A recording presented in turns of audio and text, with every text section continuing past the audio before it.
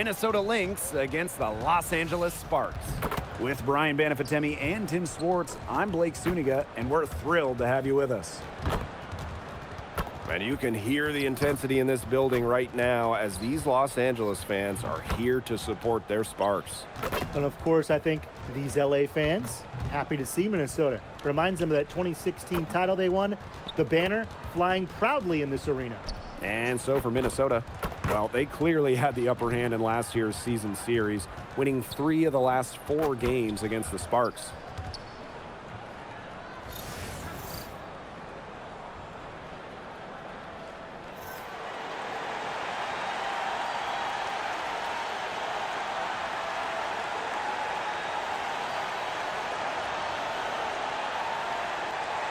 Big contest here in the Commissioner's Cup. Both of these teams considered elite. And both have a solid chance of making the finals. It does not get any more serious than this. Now here's Jackson. Launches it. It's good, and she makes her first shot of the game. A wide open 3. They need much better communication defensively. Pass to Heidemann. Now here's Shepard. She's guarded by Stevens. Now Collier. Good work defensively, Rakia Jackson. Fires from the wing. Yep, that goes. That's what I call pretty passive. Timely recognition as to where the open teammate was. Courtney Williams for 3. Drains the three-pointer. You have to run at shooters like Williams. Can't let them catch and fire. She'll eat you alive. The tray, and the Sparks, another 3. Oh, some quick retaliation right there, huh, guys? Yeah, it sure didn't take them long to go and get those 3 points back. When you talk about the history of this great league, Minnesota went on one of the most dominant runs ever. From 2011 to 2017, the Lynx went to 6 finals in 7 seasons, capturing 3 titles.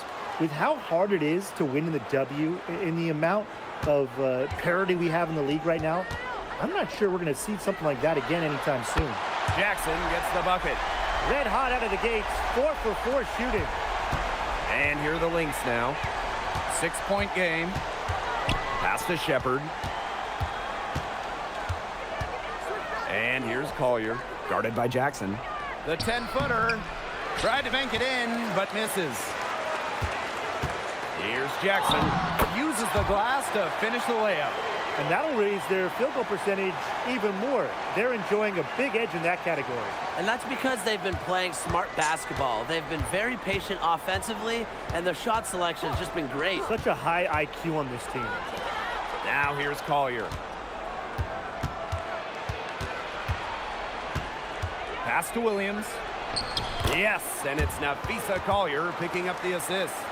No fear, Williams is normally the smallest player on the floor, but she can operate down low with her toughness. The 3. Another 3 for the Sparks. The D has gotten a little lax defending the 3-point shot at that end. Yeah, 3 of the last 5 baskets they've allowed coming from beyond the arc. And the basket by Collier. A great shooter from deep. Collier responding with her own trifecta. The Sparks with the lead.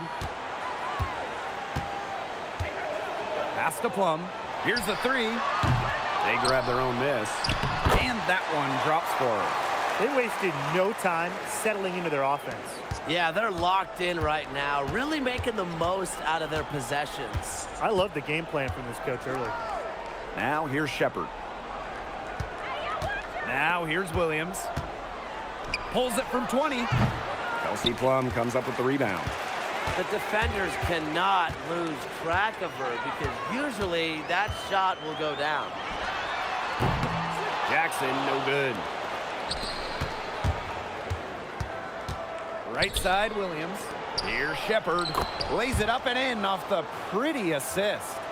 With the perfect physical frame for interior scoring, Shepard can sure do some damage down low. Wasted no time on that one. Well, they're getting their points now almost exclusively from three-point range. 4 of the last 5 makes from beyond the arc. And the defense practically giving them those shots. And they'll take them. Now here's Shepard. Smith. She's covered by Hamby. The 10-footer. It's hauled in by the Sparks. Played some hard-nosed D in the paint there. Well done. That really was a good job protecting the bucket. Held her ground nicely. And you can't help but really pick on their defense. They're completely in disarray. Everything's coming much too easily. I mean, you've got to take something away. Williams for three, Nafisa Collier.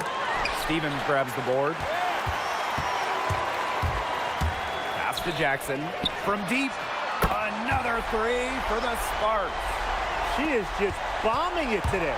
How many more threes are we going to see from her? Well, we've already seen a lot. I mean, she's got more points from outside the arc than inside the arc. And an overpowering first quarter effort, already a double-digit advantage. The Sparks on top. They lead by 14. And back in a moment as we'll get underway with quarter two.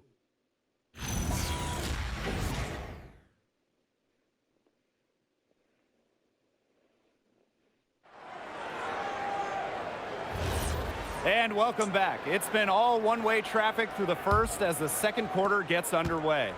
And quite a position here for the Sparks to be in. What do you guys think? They've made...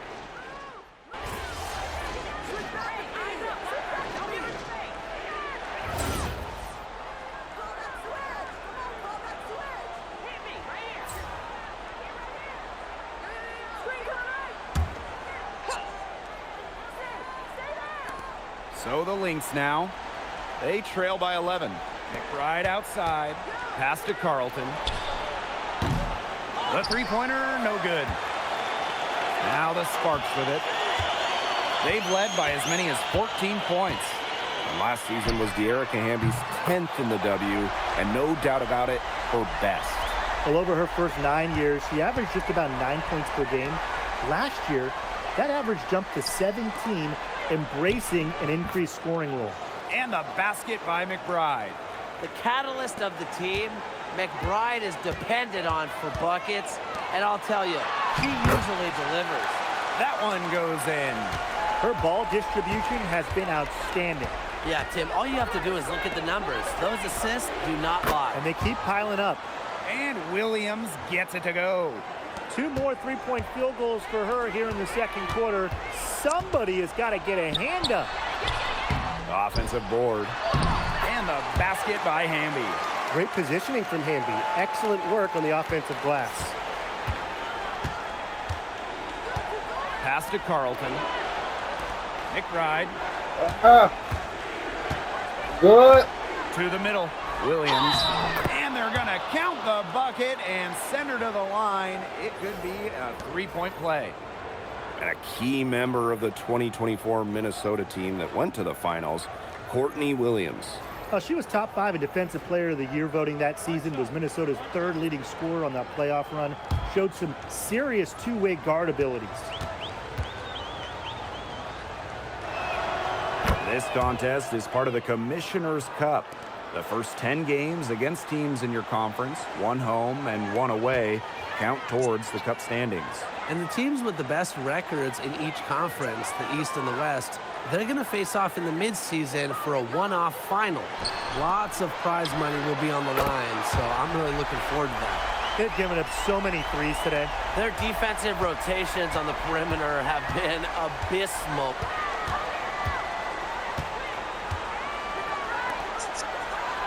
Buries it down low. And about 3 minutes played now in this second quarter. Jackson outside. Beyond the arc. Rebound by the Lynx. Collier with it. Over Jackson. Here's the second effort. Takes it out to Collier. And with that one, the lead is trimmed to single digits. A legitimate threat from beyond the arc. Collier feels comfortable trying her luck whenever she's given the chance. Here's Jackson. Out to the right wing.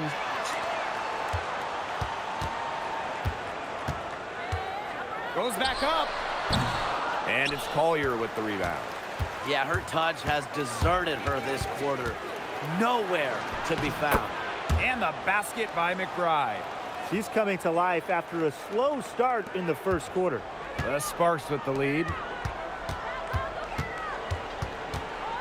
And here's Jackson. She's got 11. Good on the bucket. Now Williams. Pass to Collier. Another miss by Napisa Collier. She hasn't had much success shooting the ball. Here's Jackson. Misses the three.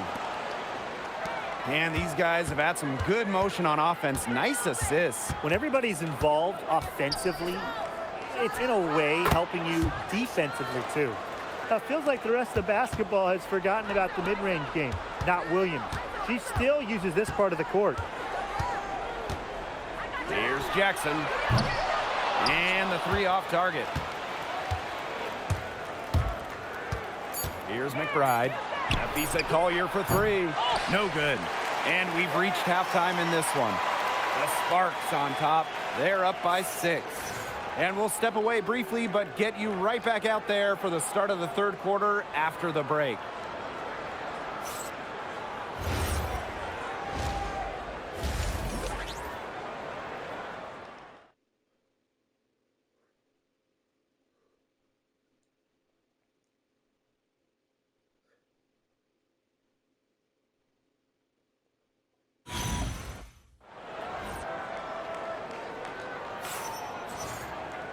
And it's been a back-and-forth game with no ground given through the first half. Third quarter getting started here. Williams has been such a difference maker here. Well, she created a lot of good shots for herself in the first couple of quarters, and she knows when to pass up on the tough ones. Good shot selection. And that led to a very high points per shot number for her, and that's a stat that really tells you how efficient a player has been.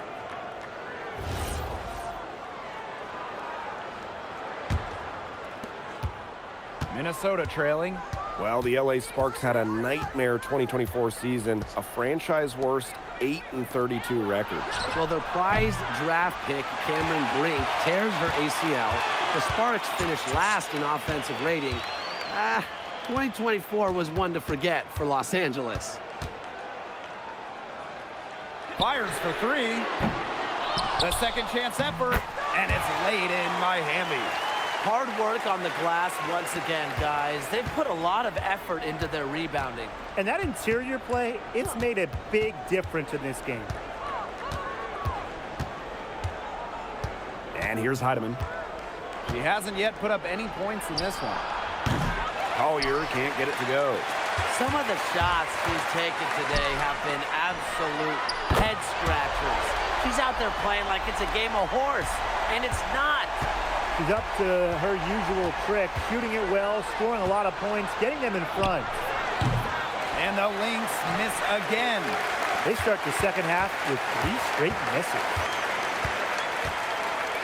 For three. And the Sparks, another three. They're doing some work here in the second half. 3 for 4 from the floor. And here are the Lynx now. It's a 14-point game. Pass to Shepard. Now Williams, guarded by Jackson. Here's Smith. Over Hamby. Smith, no good. 0 for 4 to start the second half. They're getting restless out there. Here's Stevens. And she drops in the layup off glass. Everything working for them out of the half as they've hit 4 of their first 5 tries. Now a timeout called by Minnesota. And when you watch Azurá Stevens, what is it that stands out to you? Well, she's 6'6" to start and excellent at blocking shots, but she's also a very good three-point shooter. So with that length, shooting, and rim protection, Stevens kind of gives you a little bit of everything.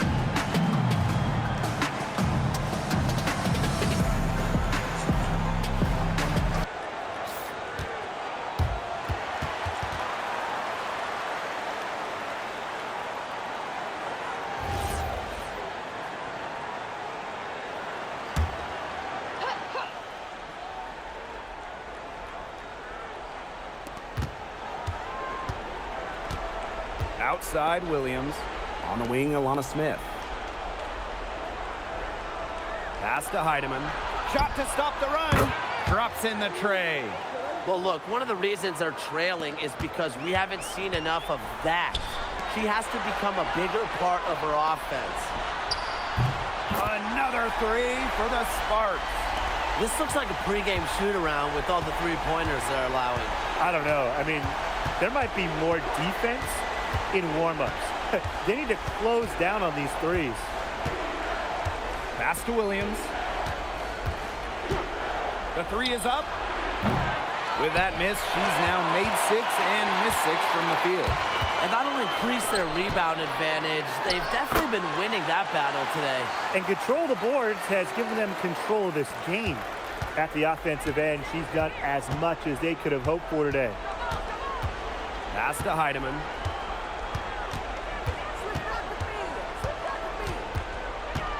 Back to Collier. From past the arc, Hamby grabs the miss.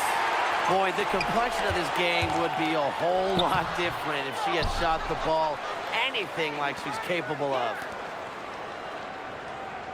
Let's go with a three. Jackson gets the bucket.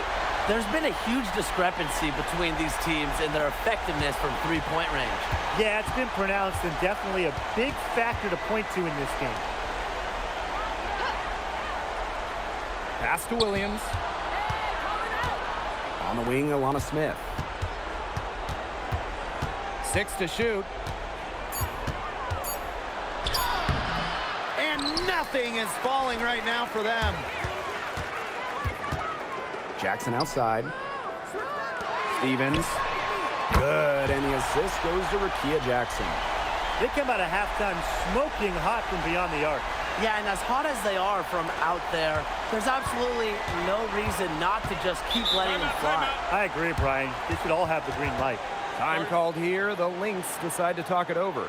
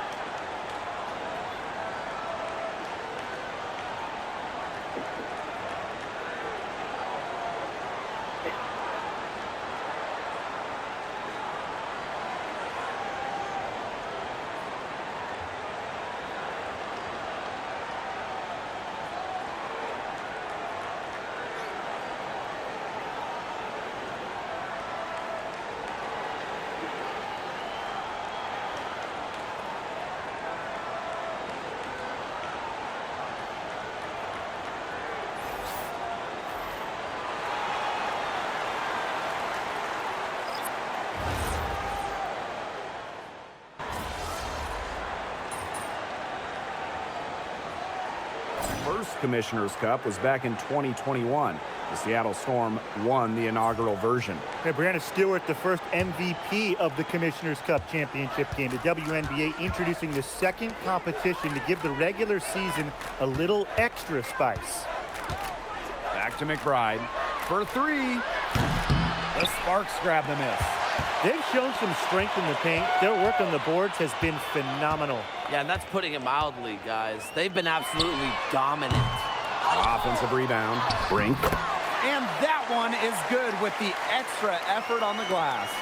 One of the stories of the second half has been all their second chance points. They've been terrific on the offensive glass.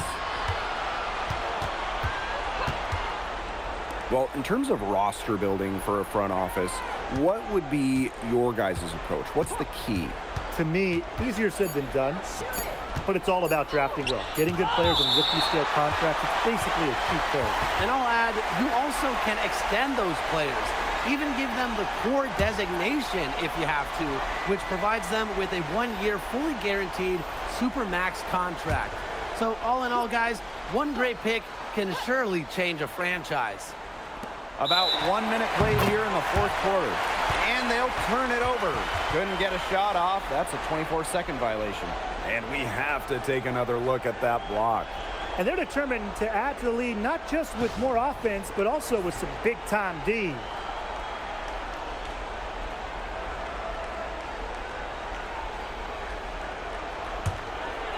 And they're making this a runaway. Yeah, the only question here for us to follow is how big the lead will eventually become. Lets it go from deep. Ooh, no luck on that one. McBride with the ball. Picked up by Jackson. Looking to get it going. Collier can't get it to go. Some great tight defense right there. Got right up on her and forced the miss. Just close enough to bother her on the shot, but disciplined enough to avoid too much contact.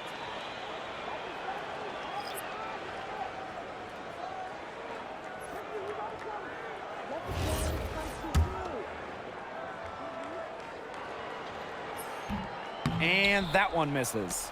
And when you look at the different rosters around the league, the average age is starting to feel younger.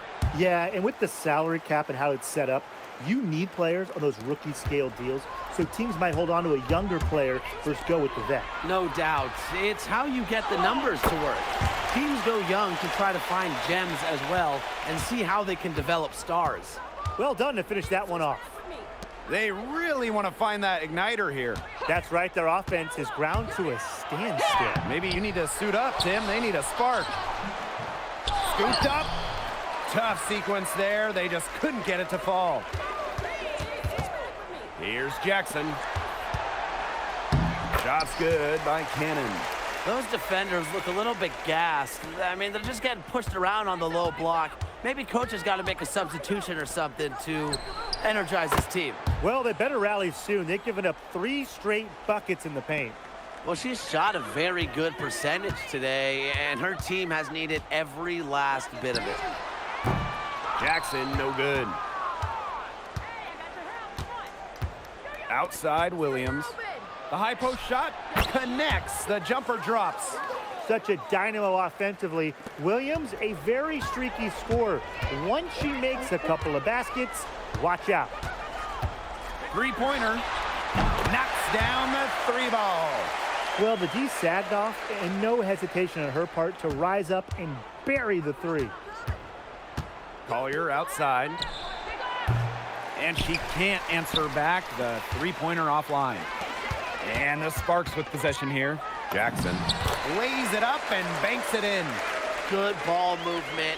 She put that pass in the ideal spot, and I can guarantee you her teammate appreciated it.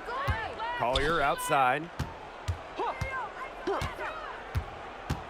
And you look at the growth of the WNBA, incredible numbers all over the board the last few years.